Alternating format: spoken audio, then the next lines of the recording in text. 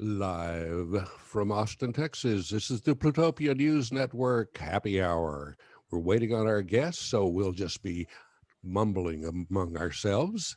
The not ready for cable news players are present. John Lebkowsky, Scoop Sweeney, that's me over here, and our official poll watcher, Maggie Duval. My hands. Okay.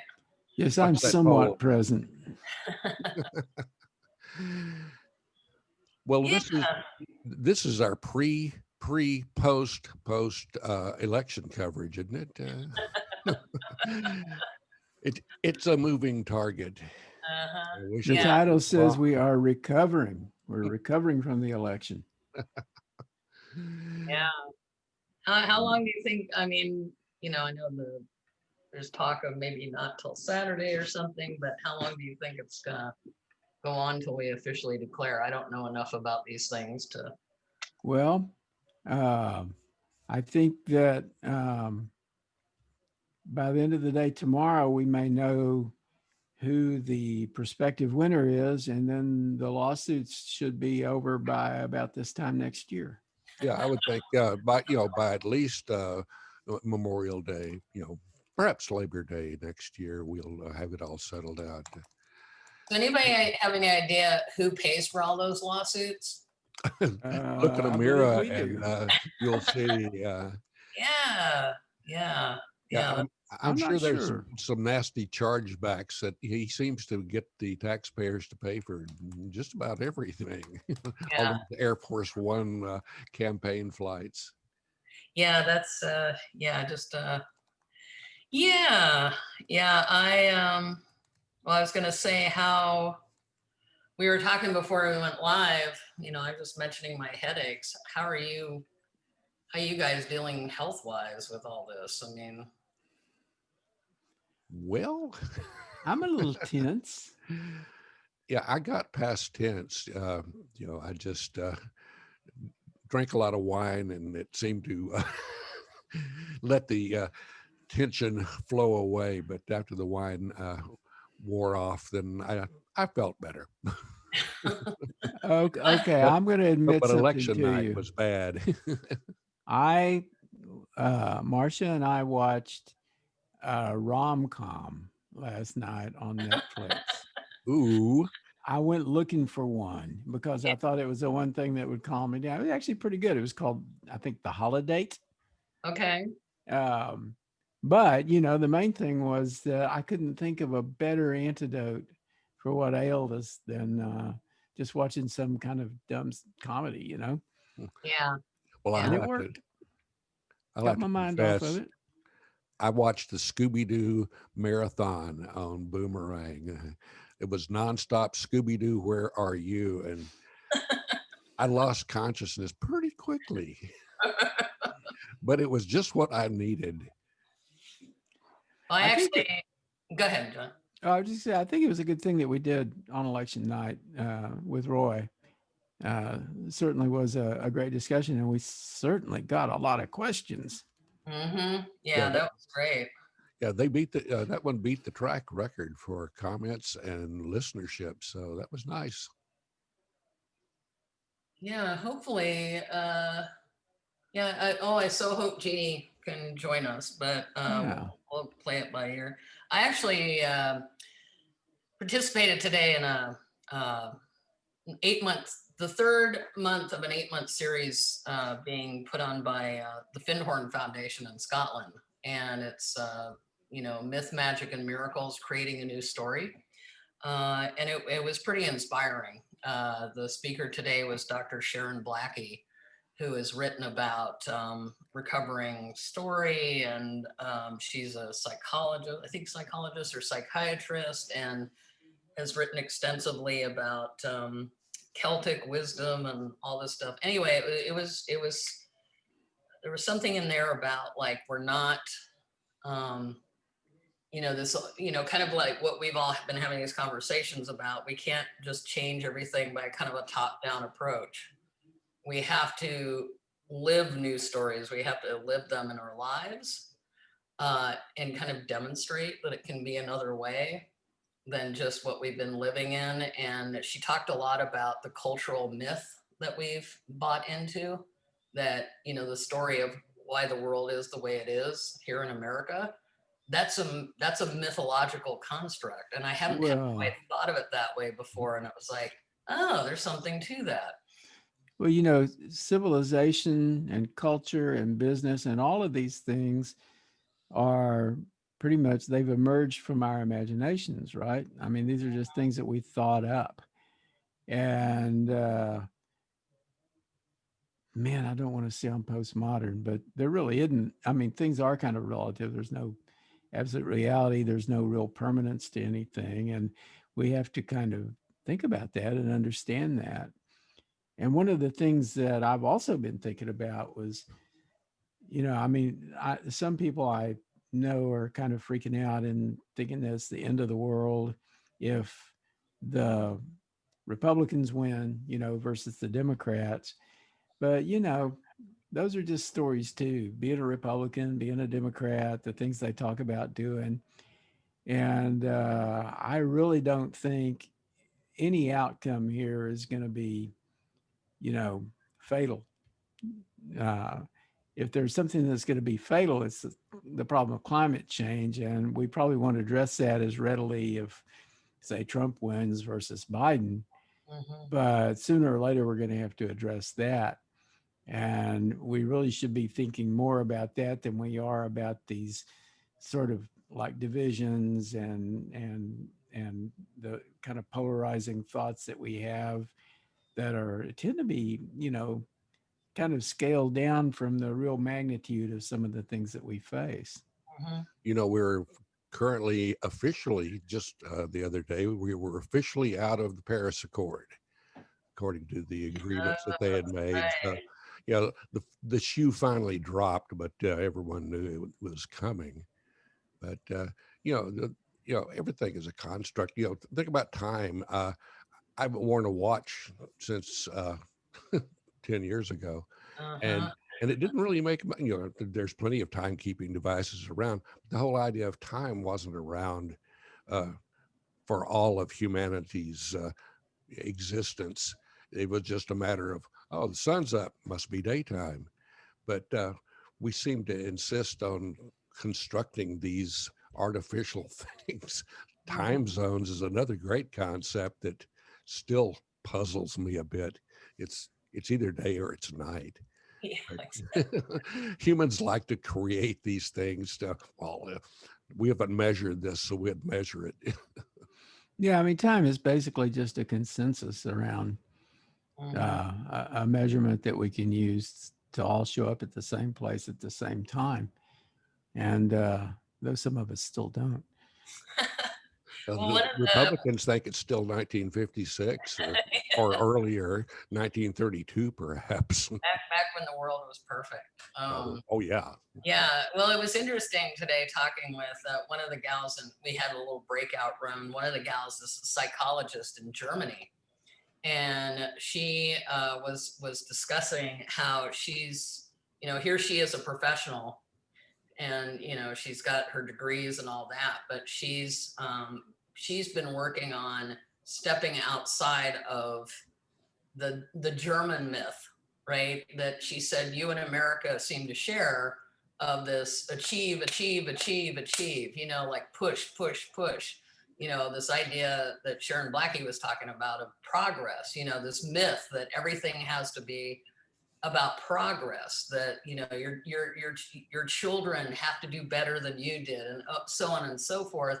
Kind of like the idea of like, you'll have a really great little food truck, like Torchy's or something like that, that was really delicious when it first started. And then it goes into, has to be grow, because that's what you do with business. You have to grow it. And like, what would it be like if you just, you know, created a thriving kind of one-off thing and somehow it was more connected into the community? Would that be seen as successful? You know, that, you know, you always have like your family of employees that work with you. A lot of people would go, well, that's not growing a company, you know, that's not business like, you know, but why does it have to be that way? Where was the Well, committee that came up and said that? getting out of the urban area, you'll find a lot of that. Mm-hmm. One only, and it's been there for 70 years. Where I grew up in Big Spring, uh, Mm-hmm. there was a barbecue place that had been there since before dirt. Yeah, it finally went away just because the guy died. John, did you ever go to Odell's Pit Barbecue out west of town by the air Didn't base? everybody sooner or later? Yeah. Oh, yeah. I lived on that for most of my young life, and the guy had no intention to grow. It's just he had been making barbecue all of his life.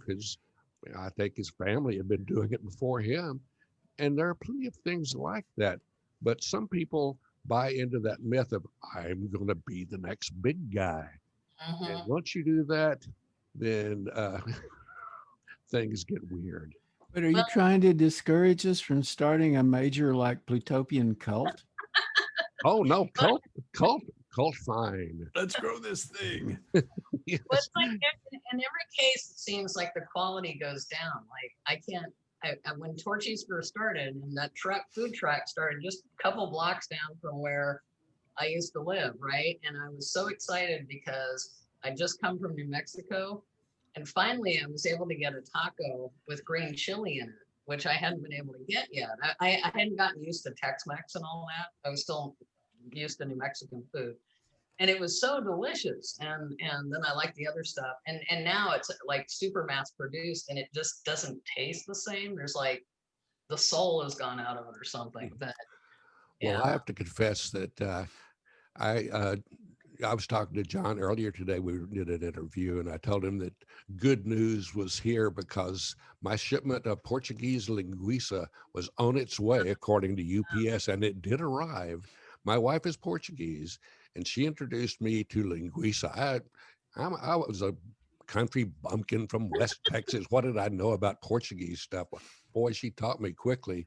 It's marvelous, and it's from a place in Massachusetts called Gaspar's that's been there since 1923, and that's what they do. They don't have What anything else but yeah. Portuguese meat. And you can make anything with it. So if you see me getting larger and larger on your screen at these sessions, you can blame the Portuguese for that.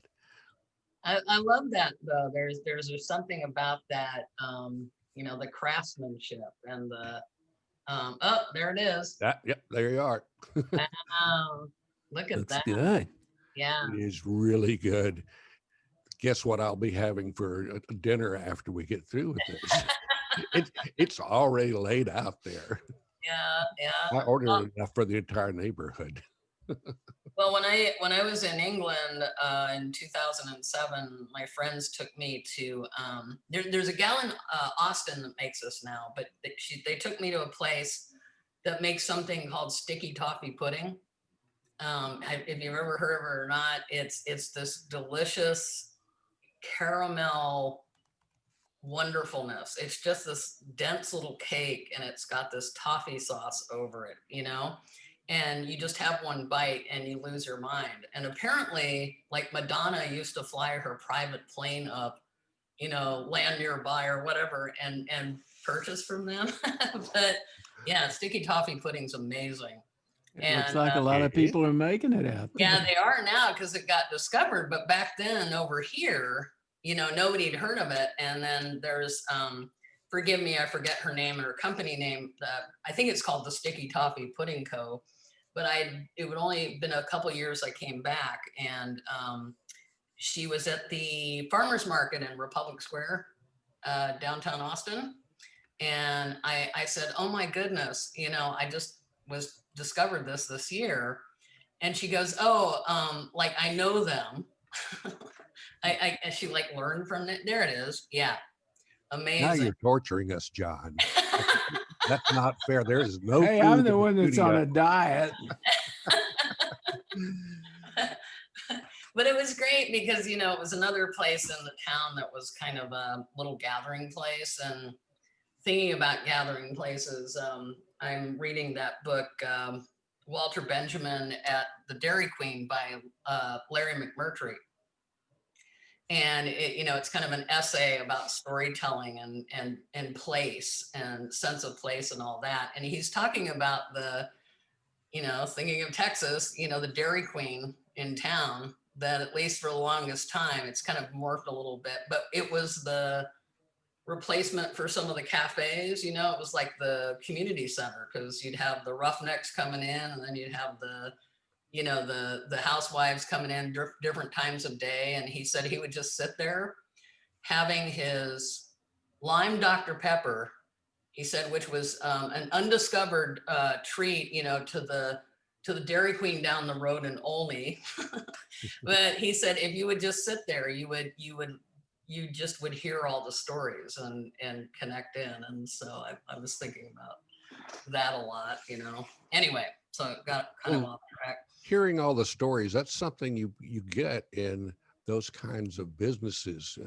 A lot of my early information and misinformation came from hanging out in favorite restaurants or bars, and you get into a habit of hanging out with people, and they're going to tell you their life story. And sometimes you learn something, sometimes you learn things you probably shouldn't have learned because it was bad for you. Yeah. But that's how a lot of people develop. It's there's education, and then there's sort of education like that. One thing I've noticed that happens with establishments is, we're seeing a lot of old, legendary places suddenly disappearing, especially in Austin. Buildings that were great are suddenly a high rise. And I'm driving out in the countryside. I've seen a lot of things that are impressive, where they've taken something old and repurposed it into something really fine. I think it was out around Mason, in that area. I drove out there, and they had repurposed like a granary that had the big silos, and turned it into an art spot where people, they had a gallery, they had shops, and it seemed like that's a much better use of buildings than just completely ripping them away and throwing up something that has no history, no soul. Well, That's my old guy. I'll get my Geritol out now and call no, I agree with you. Something that came up today, and that gathering, that class or whatever, was what was a bummer was that, talking about demonstrating different ways you can do stuff. I was saying, at least from my experience over here, before COVID hit, people were already starting to, younger people, I guess you'd say millennials, were starting to go out to these dying or dead towns and buy up, because you could afford it. It's the only thing you can afford, kind of starting to go out together, not necessarily on purpose. It just, people are starting to kind of gel together, and repurposing these places, and revitalizing, and maybe showing the locals like, hey, it could be a totally different way, and it's not like a bunch of hippies coming out. This is like, people that are industrious and trying to revitalize the community, and so on and so forth. And then of course COVID hit, but then I've noticed now, a lot of I'm moving in 6 weeks to New Mexico, and a lot of other friends are moving to New Mexico and Colorado, and they're kind of congregating, and trying to figure out, it's not a commune idea. It's more like a, how can we make business together, and be in, some kind of community. So that's a lot of what I've been thinking about. It's even if people are already doing that obviously with Trump as president. So like, I think about what's going to happen next. Is that, that might be one way out of this madness. I don't know. Any thoughts on that? Well, that was one of the insights that drove Fringeware, my old company from back in the early 90s. we realized that with the internet, especially, you could connect people and you could build an online community. And specifically, what Paco and I were thinking about when we started the thing was how we could bring people together who had things that they wanted to sell, but they couldn't get to market, and create a space for them to sell those things online. And that fringeware email list that became such a kind of thriving and popular community for a while was originally started as an email list to bring the the people who actually had products together to try to figure out what products we could pull together and what we would sell and so forth. And when we started publishing the magazine, it was actually originally intended to be a catalog, and we did put a catalog in the back of the magazine Mhm. for selling the things that we had been able to source. And we were thinking of it as like a street market in cyberspace. So communities have markets, and markets are communities sometimes. And you can build a community around a marketplace, and you can build a marketplace around a community too. So there could be an argument for people to start their own sort of like somewhat distributed community where they do a lot of trade with each other, and in addition to whatever else you might have to get from, your neighborhood HEB or whatever. Mhm. Oh my gosh, you're not going to have an HEB anymore. You're moving away from HEB. I know. Well, you just send me a bunch of money and I'll mail you some HEB products. Okay.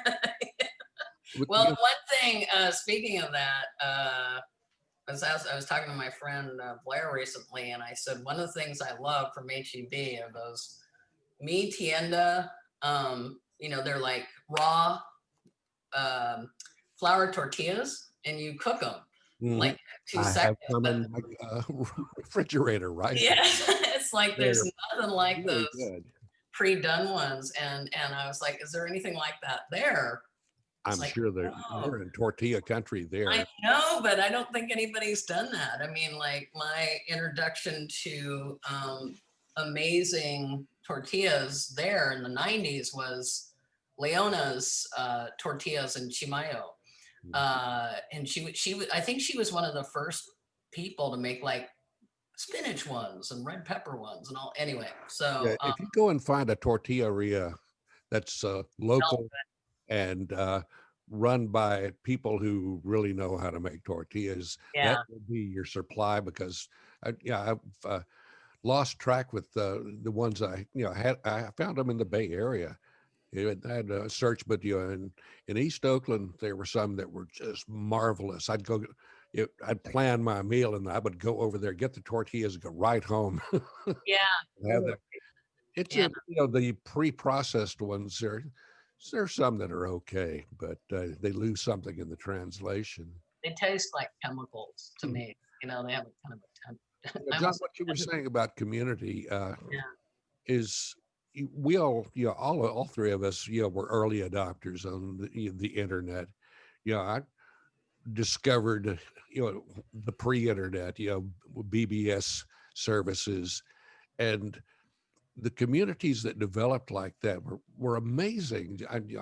I met people I couldn't possibly have met any other way. They were elsewhere, and those things started to grow. And then we got CompuServe and General Electric's service Genie and AOL.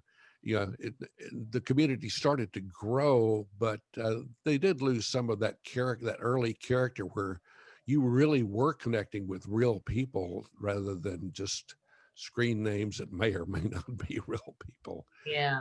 Yeah, I was a member of the Well, which was, designed to be an online community, and I'm still a member of the Well, and a lot of the people that I've known from the Well over the years are still there, and we're still having conversations, and some of them are also cropping up on other forms of social media.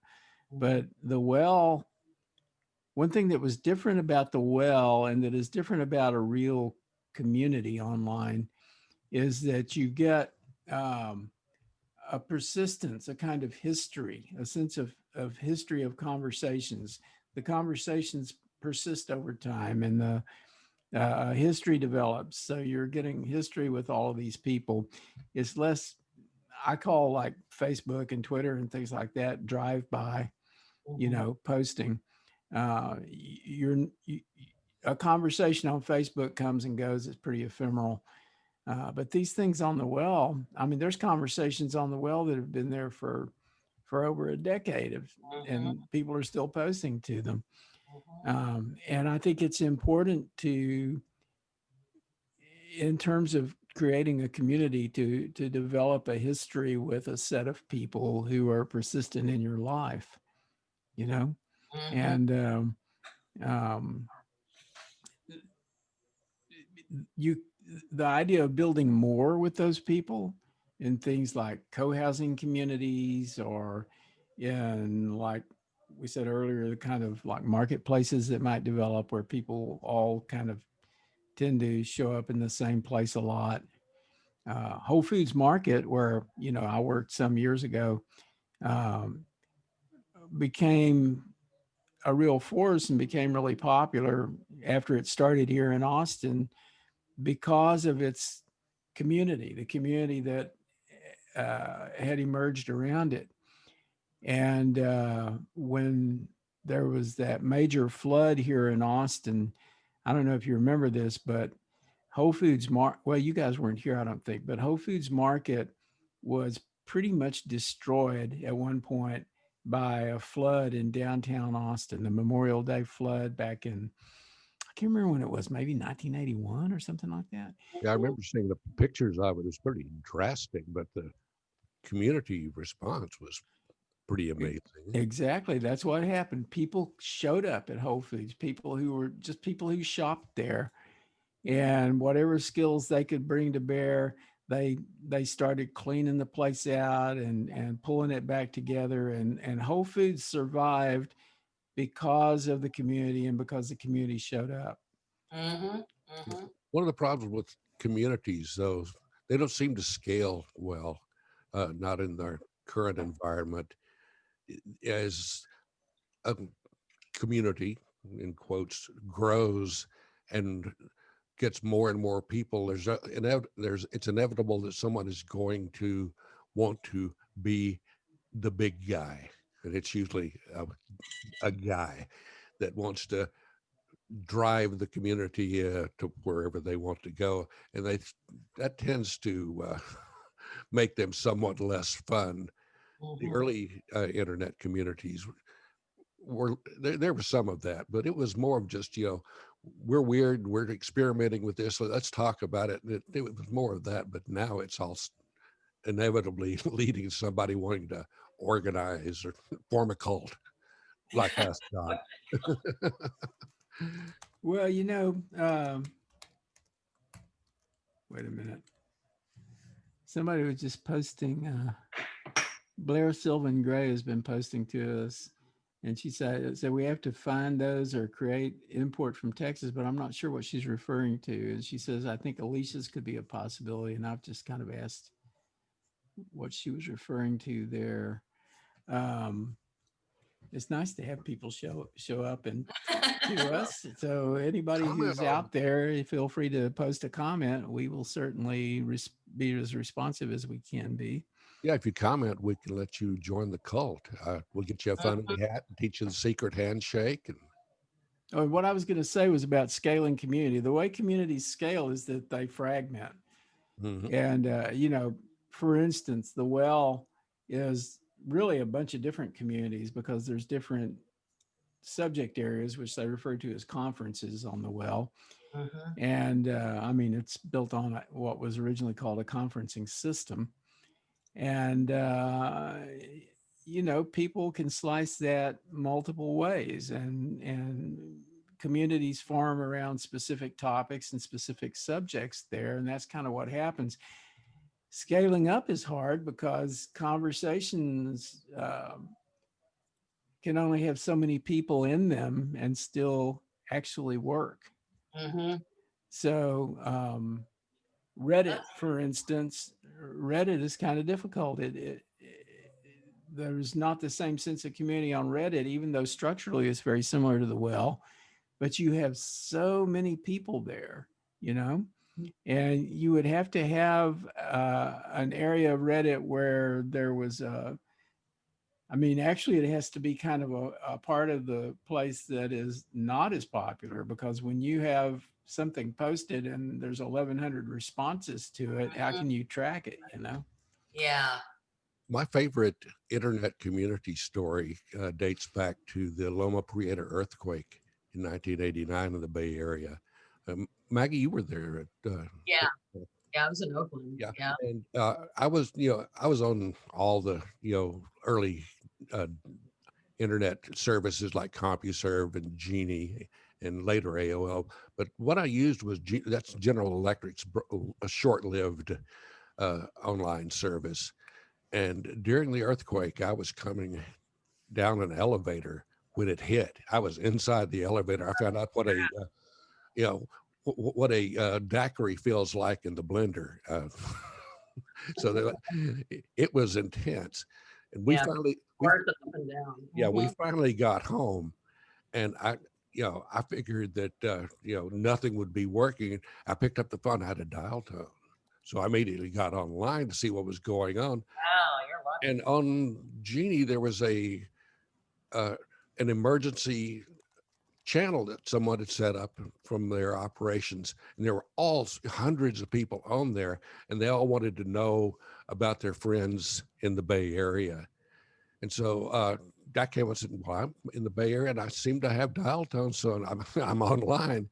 What can I do for you?" And I got names, and I got a guy from Texas. I asked him if he could call my mother and let her know we're alive and we're okay. Wow. And I figured, yeah, because I think he was in the Dallas Fort Worth area, and Okay. I just didn't think about it after that. And I called a bunch of people in Marin and Berkeley and San Francisco to let them know that their mom or their brother or their sister had gotten online and wanted to know if they were okay. And then I would relay back to the person online, and that went on all night. But it was Yeah. amazing. No one was running it other than just, it was there. But, humanity looked pretty good that day. Yeah. Well, yeah. And this whole like, it's situations like that. It's sort of like the right person for the right task just jumps into form.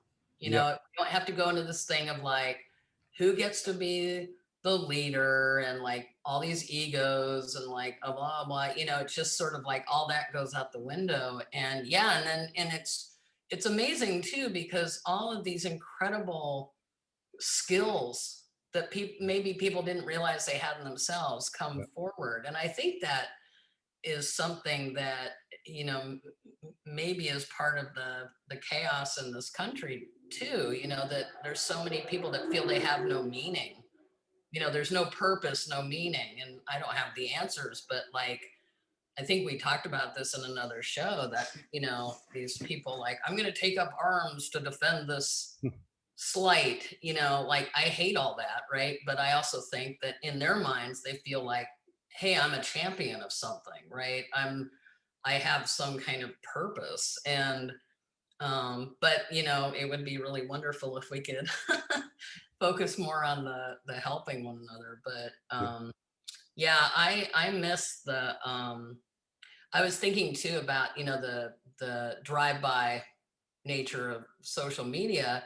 That's the thing too. You'll be having a nice conversation with some folks, and then somebody randomly that's a friend of a friend that you've never met will come and hijack the whole thing. And then everybody gets distracted. It's just like not conducive to anything. And yeah, I always I was on the well early on for a while until I couldn't pay for it for whatever reason. But that's what I liked, that there seemed to be some kind of community feeling. And, but for me, being in the Bay Area at that time too, it also I kind of knew a lot of those people. Like somehow you ended up knowing a lot of people, but yeah, I'm keen on.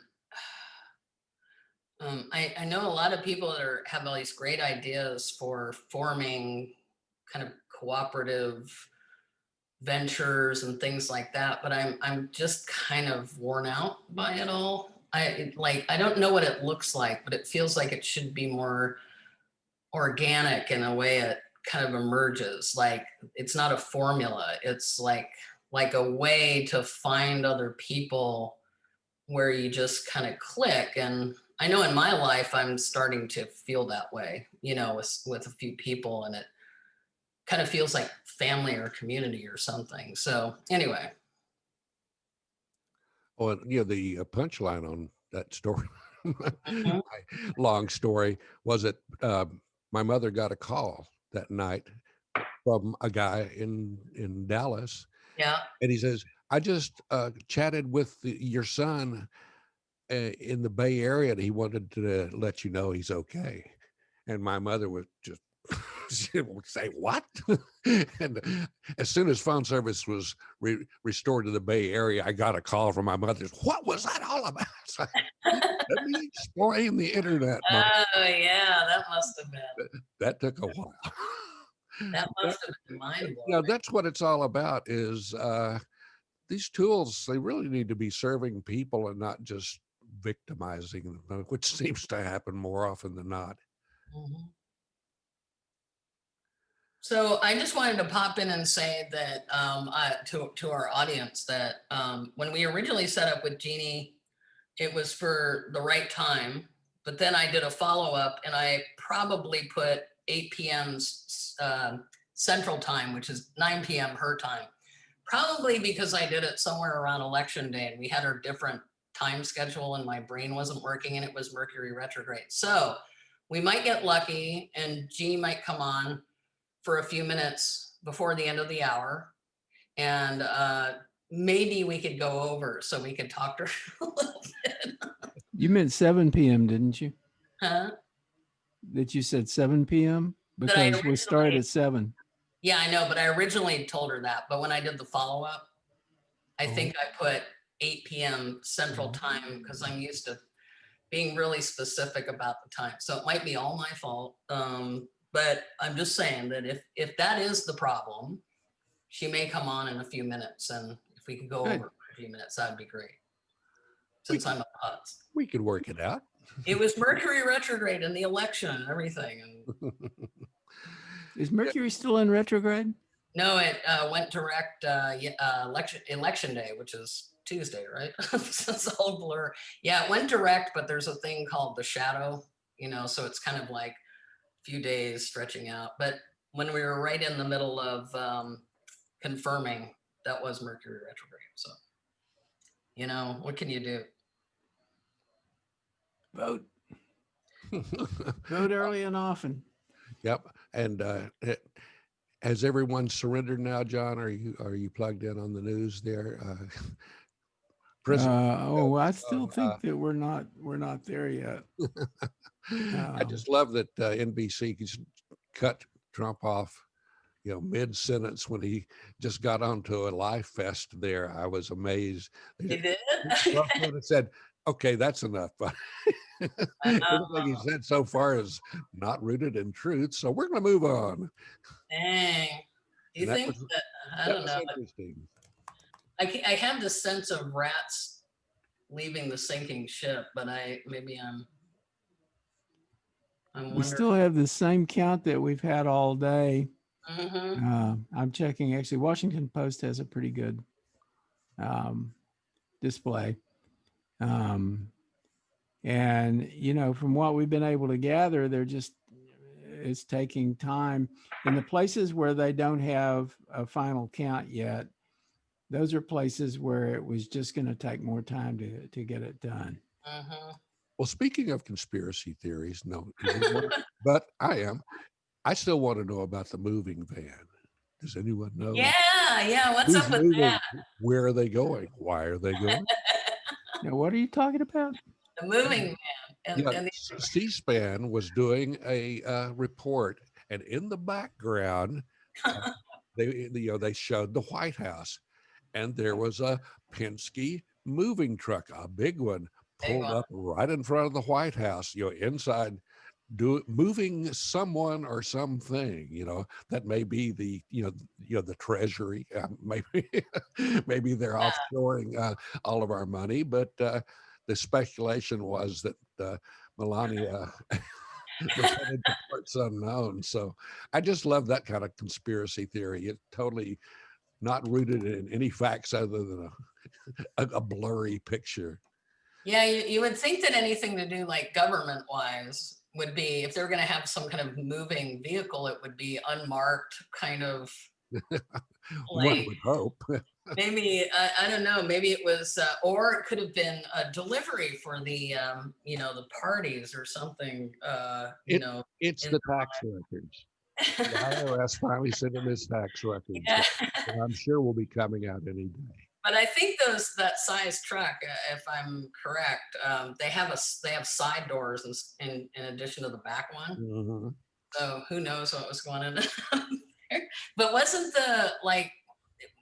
was the thing of it being kind of lit up blue? The White House was blue. Was it just some? Well, there have been a lot of guerrilla artists doing That's projection what I stuff. thought. And I love what they've done at Trump Tower many times.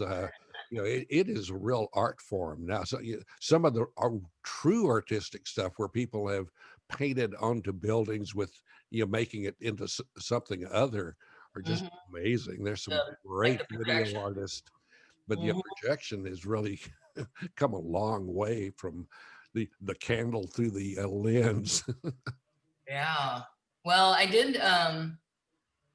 I thought it was interesting seeing I haven't been paying too much attention to the news because I haven't been able to today. But when I woke up this morning, I did see the thing about that they've, now it's no fly zone over Biden's airspace over Biden's home now, which they said they wouldn't do that unless, there was probability that that he's going to be declared the winner or something. So I just thought that was kind of interesting. That's to keep the photo drones out also. Yeah, The real plague.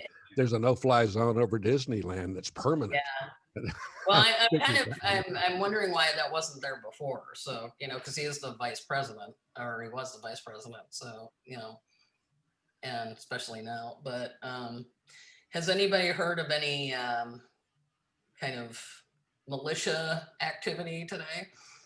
They had the demonstrators outside the voting center where they were doing all the counts. I believe that was in Phoenix, and just ridiculous stuff.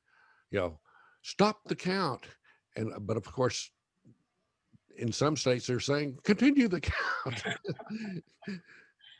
And, yeah, there's a bit of schizophrenia at work in their legal team, I'm afraid. Hold on. We might get Jeanne.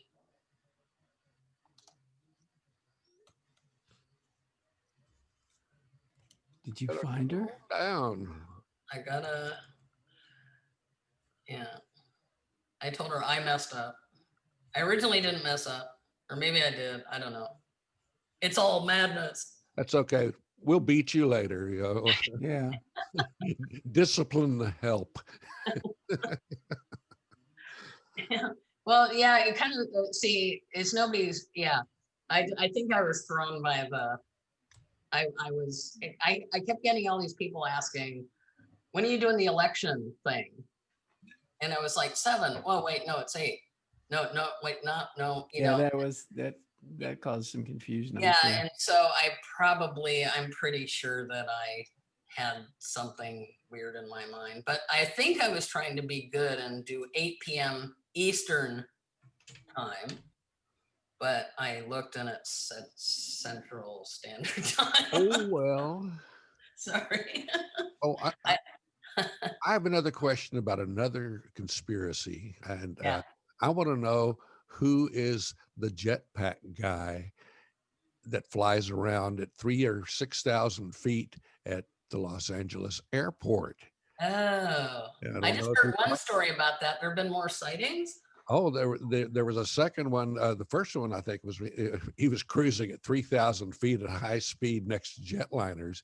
The most recent one, the guy's at 6,000 feet. I want to know, who is this and how can I invest in his company?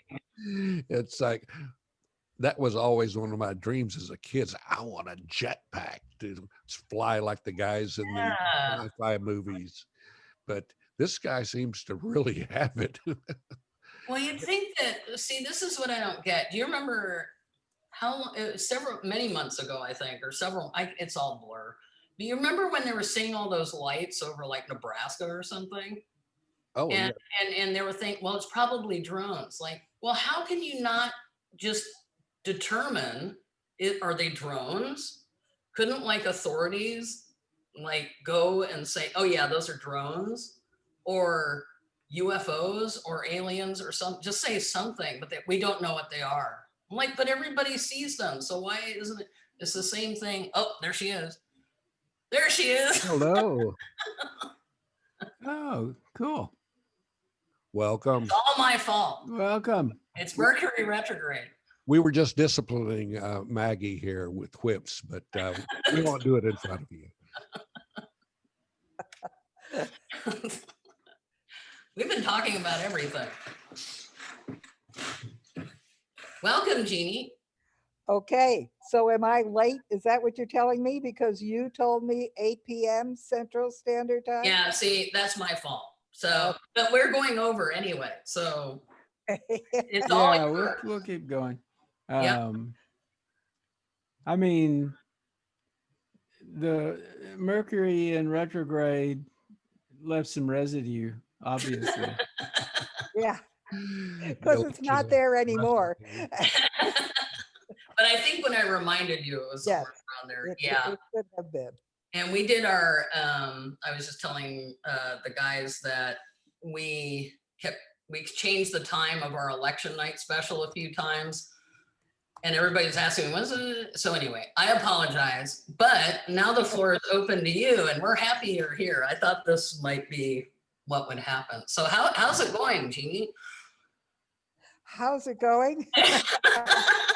Galactically, in the country, personally, what would you like me to talk about? I want to start personally because I want to know how you're doing. And then I'm doing just fine. Excellent. And then, yeah, nationally.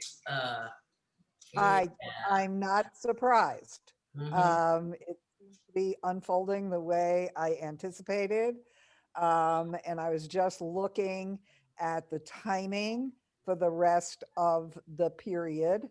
And it looks to me like, the 12th and the 13th, which is next, what is this, Thursday and Friday, Uh-huh. are sort of the key days. Now, heaven only knows, we may not know until then, Wow. but those are important days. The 12th is about it has a power number, degree. It's at 22 degrees Capricorn, which was the key degree all year, which was the degree that started all of the limitations and the problems in January, and now it's back. But it's in an aspect that talks about gaining power and tremendous success. I'm assuming that by the 12th, we will have an answer. Now, obviously not a finished answer because Trump is not listening to what the stars are saying to him, which is surrender. And you can't mess with the stars. So obviously, if he's not going to surrender willingly, they're going to make him surrender.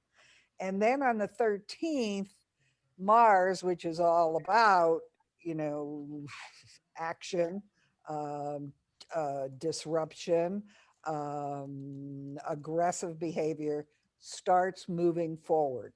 Mars has been in the sign of Aries for 6 months, which is truly extraordinary.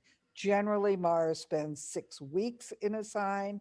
This is its own sign. It's really powerful. It's why California and the West burned all summer. It's why there were all of the protests and all of the conflict. And then it went retrograde. So things backed off about the middle of September, and now it's moving forward again. So to me, that period, a day, 2 days together with all that intense energy, certainly could be when there will be conflicts. If I were programming the police and the National Guard and everybody else, I'd say, better have them ready. Better have them ready on the 12th and the 13th. Then things smooth out for a while. And then it's interesting. Thanksgiving weekend is very challenging, as always. It's like, oh yeah, Thanksgiving. Whose idea was this? Um, It's when the turkeys come home to roost. yeah. It is surrounded by lies and deception. And 2 days later, there's a lunar, actually, no, on the 30th, so it's about 4 days later, there's a lunar eclipse, which turns everything upside down again. So I would assume that's when, probably the period beforehand, there have been legal battles, there have been decisions made against Trump. And then it all bursts out in this incredible batch of deception. Wow. And later I'm going to talk about the villain. I'm going to talk about Neptune, because I've really been getting very down on Neptune lately. Man. And I've decided that QAnon is the absolute manifestation of this Neptune mass consciousness delusion, where there are energies that are hacking the consciousness of humanity. And that's what this whole period is about. And I keep thinking, when I was watching these, watching all the returns and listening to what people were saying, and over again, people are going, well, why do these people all believe this? And several places I actually said, well, I can tell you it's Neptune. And then I was thinking about, it's an addiction. This is addiction. Oh, yeah. Wow. And Yeah, we've been saying that this is not a conspiracy theory, it's a cult, and there's a difference. And it is addiction. And it's, what Neptune does is dissolves the boundaries of the rational mind. Wow. And leaves it open. And so the weak people, the people with weak barriers to begin with, have this incredible open, open consciousness, which they tend, because they don't have their own structures, because they're not capable of critical thought, it leaves them open to all of that lower level energy that just takes hold of their brain. And of course, all this goes away by 2025. But I think, these people are going to start waking up, and it's going to be like waking up from a bender, a serious bender, Oh, wow. where you don't remember what you did. And people say, oh, but look, this is what you did. This is what you said. And people are going to go, oh my God, I actually did that. And those will be the high level ones. So So anyway, back to the timing. So that's my Neptune story. Back to the timing. It's interesting because of course, the reality is none of these results are final until there's canvassing and certification on the state level. And as everybody knows by now, I would assume, there are so many different rules. It's unbelievable. Yeah, different And deadlines too. yes, deadlines. And the last deadline is in California and it's December 11th. So all through from now till December 11th, there are different certification and canvassing dates. Then we come, okay, so December 11th, everything's been canvassed, everything's been certified. And then on the 14th is the Electoral College meeting. And lo and behold, because the cosmic plan decided we may not have figured this all out yet, it gives us a solar eclipse. On the day the Electoral College votes. And I saw that, I thought, really? Was this necessary? Give us a break. God. Oh, and it's interesting because it lands almost exactly on Trump's moon, on his emotional.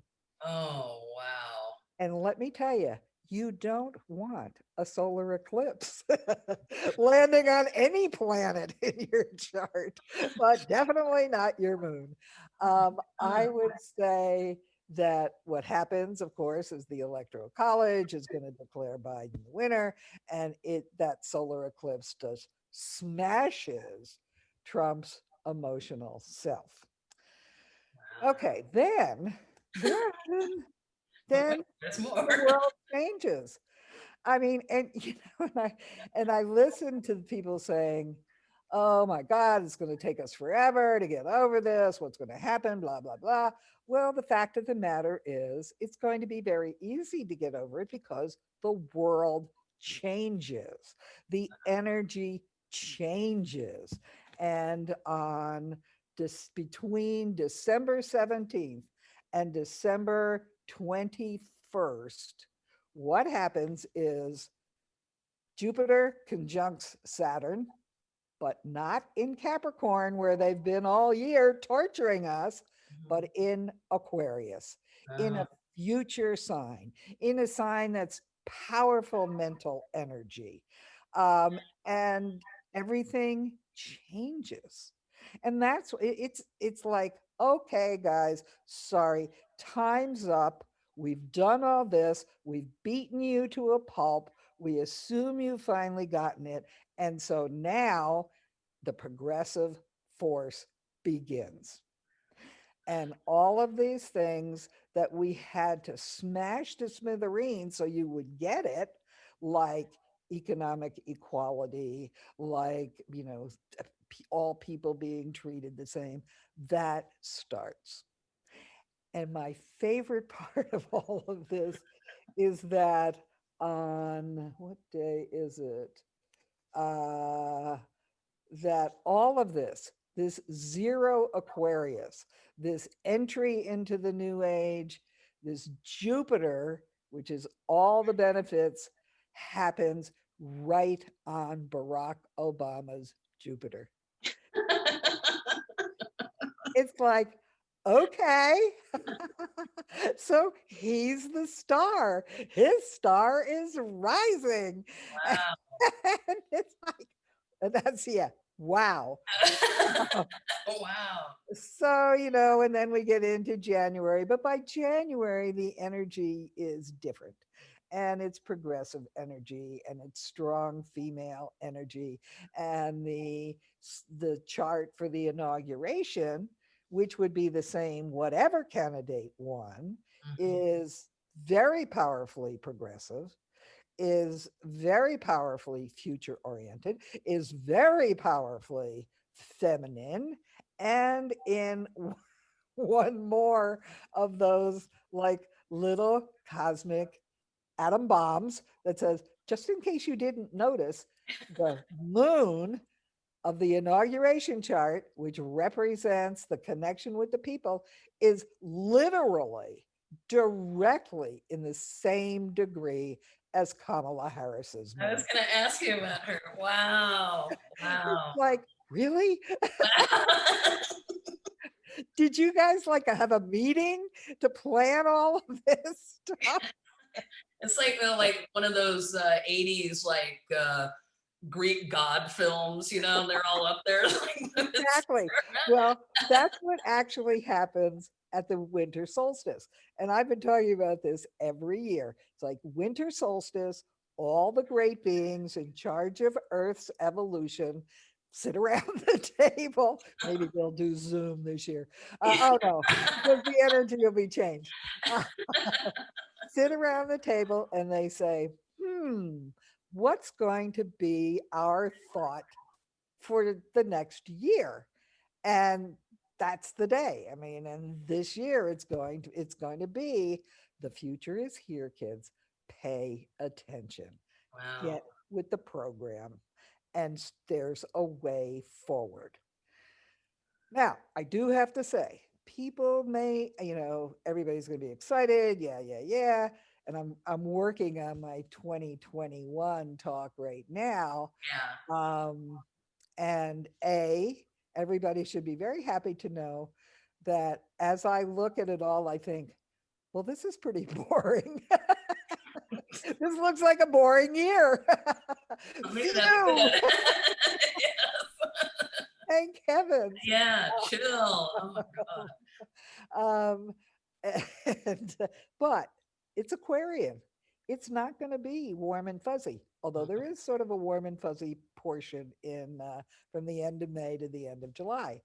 But it's interesting when I listen to people they talk to on TV, and they're going, oh, well, the part we miss most is we can't hug and kiss our grandkids, blah, blah, blah. It's like, trust me, it's not going to get better next year. And it's not going to be the COVID. It's going to be because that's what the energy is.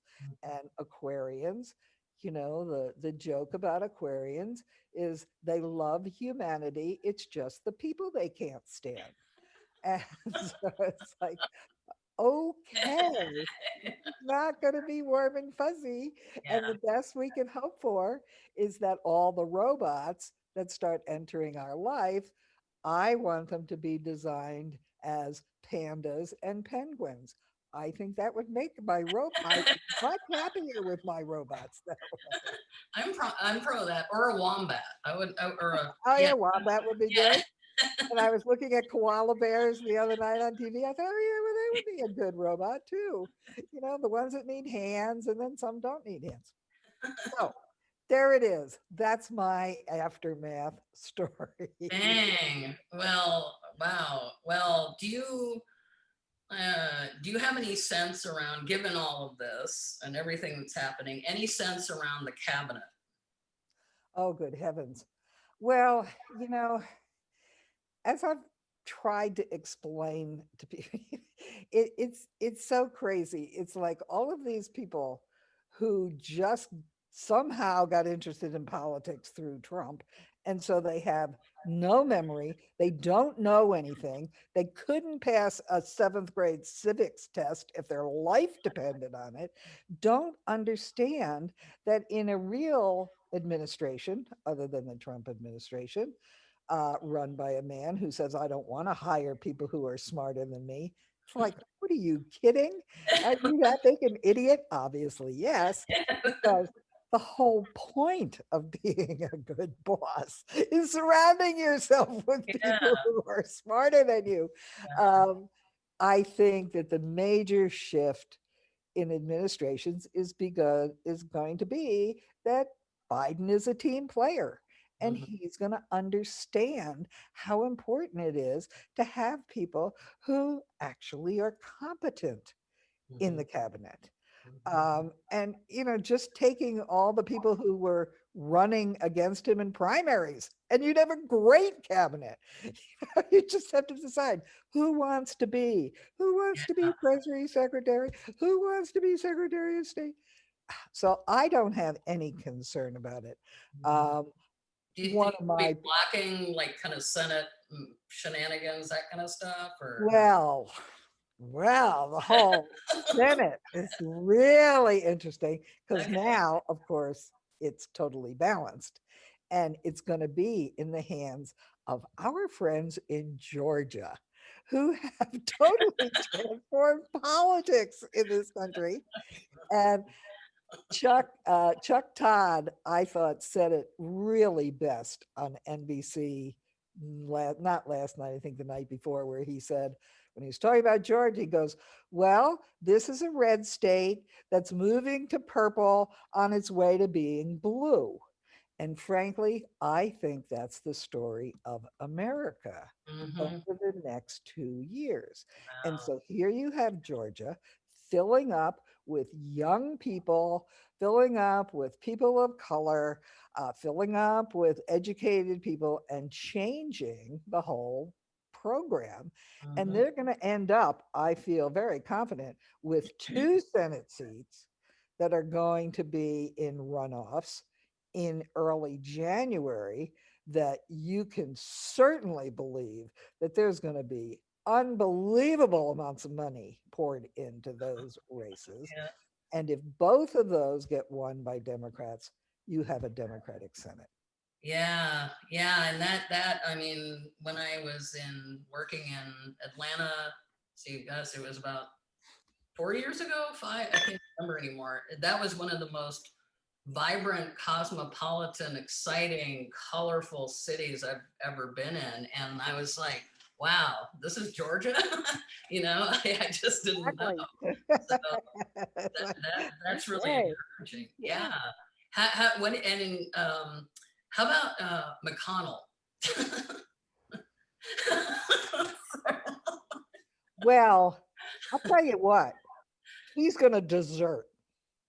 That's what's going to happen. I mean, these guys are all sitting there going, oh my God, what is this idiot out there saying? Yeah. And what's it going to do to all of us, not just now? I mean, he's playing a long game, just like anybody in Congress plays the long game. Presidents don't. They're short term, they got to start having results right away. But when you're in Congress, I think the interesting thing is, they've talked about the House. They've talked about how the GOP has made inroads in the House. Nowhere has anybody said, oh, by the way, those 4 women of the squad that you guys all wanted locked up and killed? Well, they all won. How about that? Yeah. And Nancy Pelosi won. So what are you guys really accomplishing? Now, I think there needs to be a whole lot of shaking up in the House of Representatives, but Congress is going to be very interesting, and I hope that Biden selects a really good team to deal with Congress. But this is a man who spent 47 years, or not 47, 40, I don't know, almost 40 years in Congress. He Yeah. definitely knows it. Yeah. And they suffered through 8 years of having Congress stop what they wanted to do. Everything. Yeah, absolutely. And when we were in the primaries, I kept wishing, I wish we could have a group of people be a president. So that's what I envisioned for the cabinet, right? It's Yes. like all those talents, Yep. not one was like perfect, but you'd Yeah. be great at this, you'd be great at this. And Yep. just the possibility of that maybe happening is what Yeah. keeps I want me to see going. Andrew Yang in the cabinet. I think Yeah. he's fabulous. He was my favorite. Yeah. I want to see Pete Buttigieg, who's out there doing his thing I mean, there's a number of people who should be in the cabinet and who would do really well. And it matters. I mean, we got out of the recession in 2008 thanks to Larry Summers. It's like, and who do we have now? Mnuchin. Get a grip. A movie producer who never met a budget he couldn't overrun. Really? Well, you know, like the planets, the universe saying, like you said, you know, we're just gonna throw it at you. You've got to get the point. Or it's like we'll just make it the most ridiculous, you know, we're just keep it coming. Well, I think the most interesting, the really interesting part of 2021 is in this shift to Aquarian energy is how all those issues, those gender issues, those issues of things being outside the box are suddenly going to be normal. Oh, And finally. it's gonna really freak out these people. And everybody's gonna look at them and say, well, who cares? You know? Because Aquarius is all about androgyny. Okay, good. Yeah. So- Hey, is Marianne Williamson going to get a cabinet position? Oh God, I hope not. If they want a spiritual advisor in the cabinet, call me. Hello. Absolutely. Well, we'll campaign for you, Jeanne. It's like Totally. at least I can pass civics. I know, and all the years that I've followed your oracles, you've been like boom, boom, boom, spot on. God. Well, and you're going to be doing a kind of it's at the somewhere in Baltimore. You're going to be. Yes, We'll doing a make sure we Zoom. put the link up for you too. For Yes, the doing upcoming. a Zoom on the 21st. That'll be the first one. I'll probably do another one in January. And it's going to be exciting. I mean, you know, there are parts of it that I love. I love the fact that I don't have to be driving to Baltimore Mhm. in winter weather. I don't like the fact that, you know, I don't have audience feedback because it's all about, I like it when I make people laugh. That's the point. Now, you're very good at it, Maggie, so you make me feel good. But it's really fun when it's, you know, 50 people doing it. Absolutely. Well, can you give us a few little, you know, you always cover like fashion and technology. And can you Ah. give us a few little, Yes. For 2021, yeah. techno Those are always world. fun. Techno world. And I'll tell you, I'm not ready for it. I like when I have questions of direct TV, I want to talk to a person. I can't work my way through these ridiculous mechanical question and answer things. So, but that's where it's going. I know I'm old school. I'm not going to fit in. My robot is going to have to be very technologically adept to do all that stuff. But that's where it's going. I mean, it's going to high technology. And again, that leaves these same Trumpsters out in the cold. Ah. They're not part of that.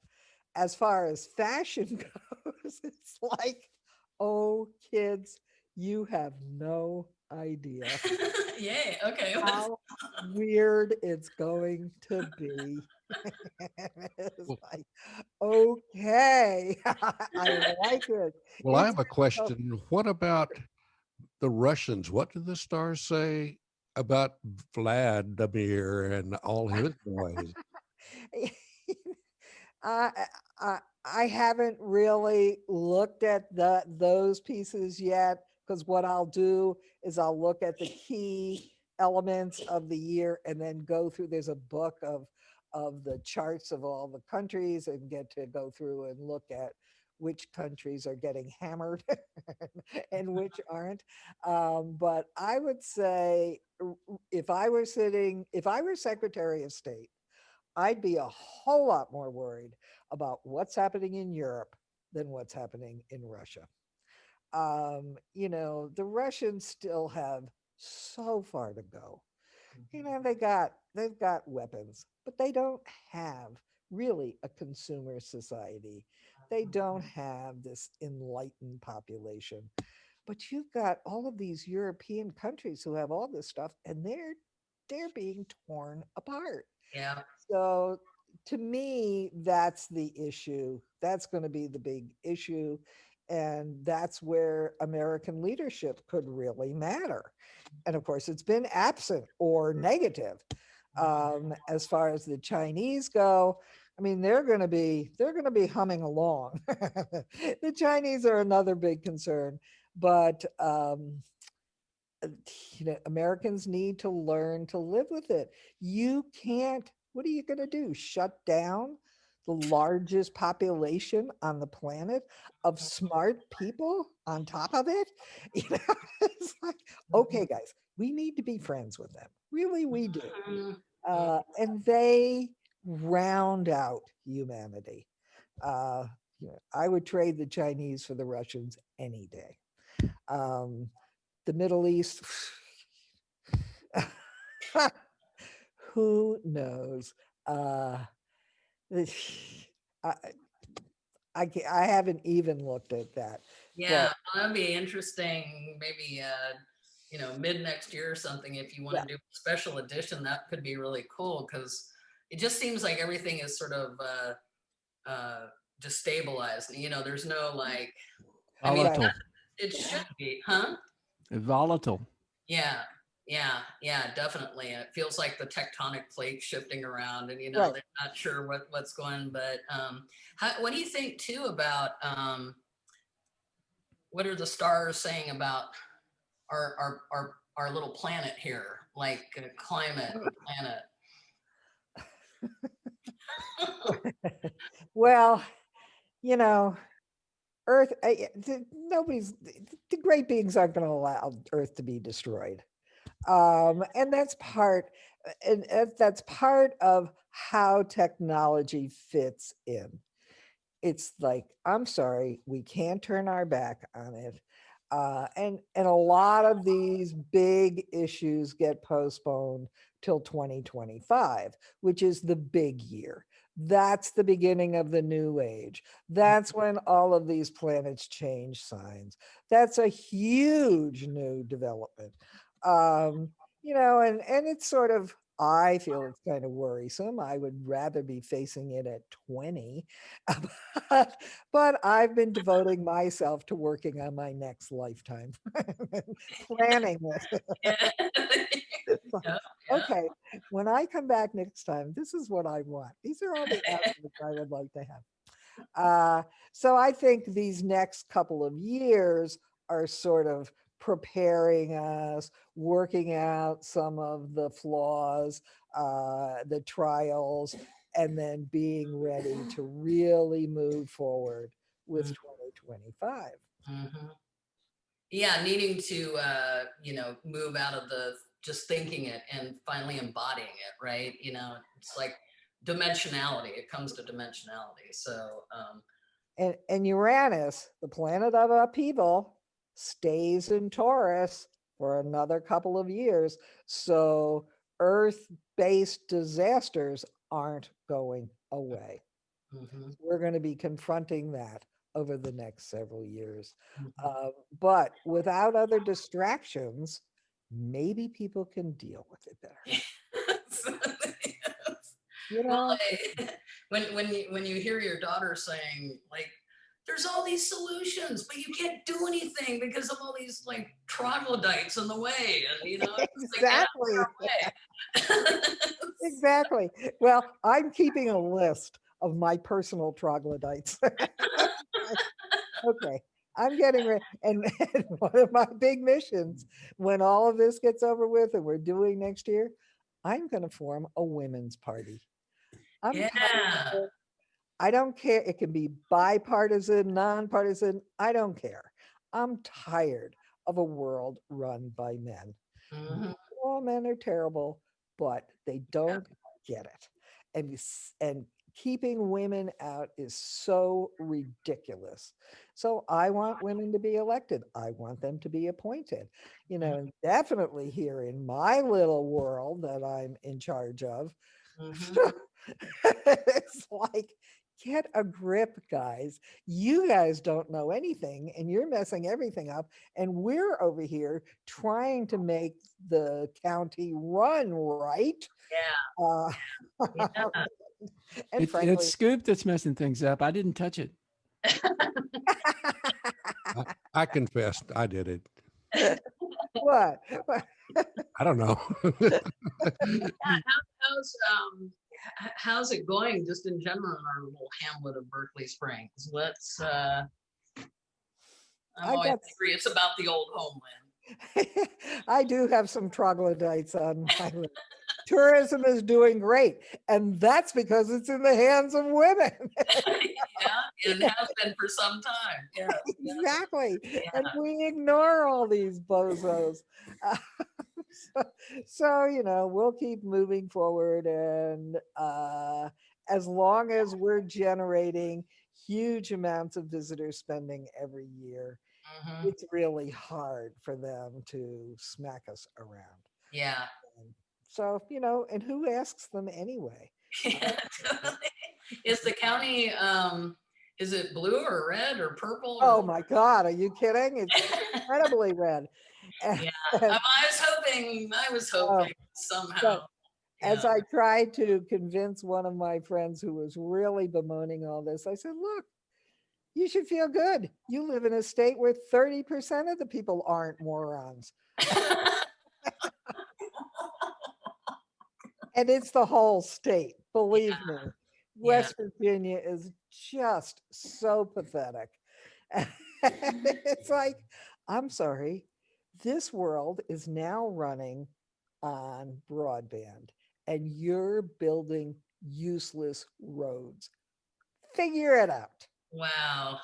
Why do you think your kids are leaving? Yeah, exactly. Yeah, they're putting through the stupid bypass. Oh yes. Oh God. Well, if you want to feel good about West Virginia, come down here for a few weeks and you won't feel nearly as bad. Oh, trust me, West Virginia is worse. I mean, they just, it's the whitest state in the union, the whitest. People move here because of that. And they just supported Trump by, some phenomenal amount.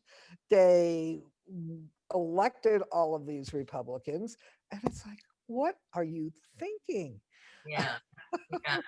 Weren't you promised once that coal was going to come back and all this other stuff was going to happen? Right? Did you notice that didn't happen? Yeah. Well, it reminds me of I love that cartoon of a woman sitting in a chair and she's punching herself in the face and it says, women voting Republican, but that's just like West Virginians. Yep. It's like, yep.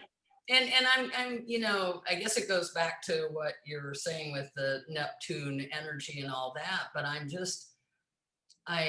what I've heard or read from folks who are terrified of a Biden win is that it's like the Visigoths are at the gate and like all your women are going to be defiled and like, where are you getting this? Like, right. What are you Neptune? Yes. Getting it from the Neptune channel. but it makes sense too that I've had a few conversations with friends about the conspirituality. So many of the they just never have been anchored in any kind of grounding to begin with, and this makes a lot of sense now because we just like, why? Wait, what? How? Wait, right. No, yeah. Right. Their brains are hacked. What few brains they had to begin with. Well, there's that spiritual bypassing. If I just pretend everything's okay and do my yoga or whatever. But this is, I don't know, it just seems to me, I've tried to, like in the last week, try to just take a step back and like let it just do its thing, and knowing that it's like salvation is at hand. Yeah, and it feels like I've been saying for a couple of years now. It's like you can see something out of the corner of your eye. Yep. It's been like it's like that style of, is it additive or subtractive, like 3D printing. When you see it come up out of the fluid. Mm-hmm. That's what it feels like. It's like there's this new coming up out of the fluid, and it's not fully formed yet, but it's got roots and foundation and strength. It's just, And then once we kind of get it, it'll be like, oh, okay. Wow, I guess I we like had, that, Maggie. I like that. I'm going to yeah. steal that. Go, please do. Yeah, because it's very, that's like, you know, Very Aquarian.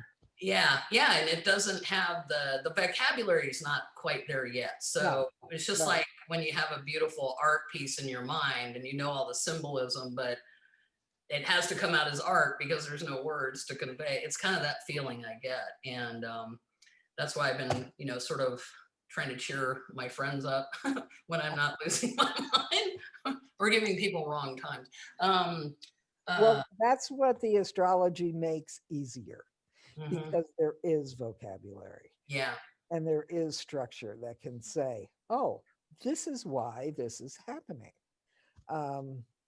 And it makes it so much easier for me to be able to explain these things in a very clear and very precise and very structured way. the patterns and the chaos. It's Yeah. great. Yeah. And you're gonna tell us again the date and the and we'll, like I said, we'll post the link and give us I will send it to you. the. Okay. I actually posted the link to that PDF okay. in the comments on Facebook. Okay. Good. And then we can, with the rebroadcast, we Good. can. November 21st from 11 to 1 Eastern Standard Time. I'll be there. Yeah, and like, I'm just so excited that for my Thanksgiving this year, it's just me, and Wow. and so I can just be, you know, no family Right. arguments or anything, and you know, I'm gonna have a nice day watching Mystery Science Theater and like, Well, I think you should collect invitations. What you said If about there's some that you wanted to cash in on. yeah, good point. Yeah, I guess. yeah, what you said about Thanksgiving gave me great hope. You said the lies and chaos. In other words, just a regular old family get together. So no big changes. And lots of alcohol. Yeah. That'll make it really fun. Exactly. And then an eclipse that washes it all away. That's incredible. That's nuts. Oh my God. Do you have any final thoughts for us to take away for the next few days to Listen to our future president. Be calm, people. Be patient. You know, and I feel so for all of the poll workers, for all of the county clerks, and they must be just going crazy. It's like, people, don't you get it? This is the hardest thing we've ever had to do. We are as honest as the day is long, and all you're doing is hammering us, really? yeah.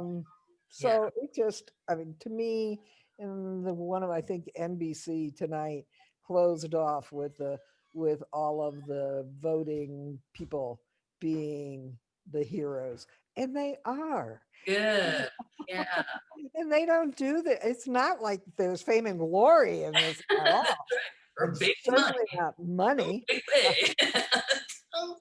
Well, I would love to, maybe we have a inauguration something, or after the first of the year something, or solstice something. So keep that in mind if you'd like Yes. to come back. Well, And I I promise think, I'll give you the right time this time. right, we should certainly do a 2021. Yeah, that would be great. Sometime in January. That makes all the sense in the world. Okay, let's A do it. 2021. And thanks for bearing with, and I'm go- sorry. If I had realized it, I would have tuned in. I mean, I tuned in early just to see what was happening. I could come earlier. I was here. but If you you were watch the replays that we'll post later on, because we did a lot of babbling. You know, we warmed up the crowd for you. We're like those comics that open for the superstar. but we solved all the world's problems, and you know, it's all good now. Talk And about so- earthquakes and Is there a way for people to watch this? You'll send me a way that people can watch this after the fact? Oh, yes. If they're on Facebook, it'll be on our Facebook page. Plus, Okay. I will send you a link of our YouTube channel where I edit these down and put them on YouTube, so people that aren't on Facebook can see it. Good. And we'll make sure to put those links in the description on the YouTube. If we can do that, Scoop, that'd be awesome. So, Okay. Consider it done. yay! Yay. Well, that Yes, ma'am. considerably cheered me up, oddly enough, even though it's crazy. So, yeah, I really appreciate it. And we'll be at your Baltimore talk too. So that'll be great. And I'll keep poking my friends I've turned a lot of friends in Austin onto your work and Santa Fe. good. So yeah. So, Well, Maggie, I think you will fit right in to 2021. I yay! think your assets are going to be highly sought after and desirable. Finally, okay. Exactly. No more 2x4s or rakes to the forehead. I'm for that stuff. No more. Yay! You're there. Okay. Maggie, I'll send you my resume since you're taking power. Okay. Right on. All of your tentacles will come into play. That's right. That's right. It's good times. All right. Well, thank you so much, Jeannie. Thank you, guys. It was Thank you. wonderful. It was Our fun. pleasure. And more soon in January. Thanks a million. right. Right on. All right. Bye. Okay. Bye, everybody.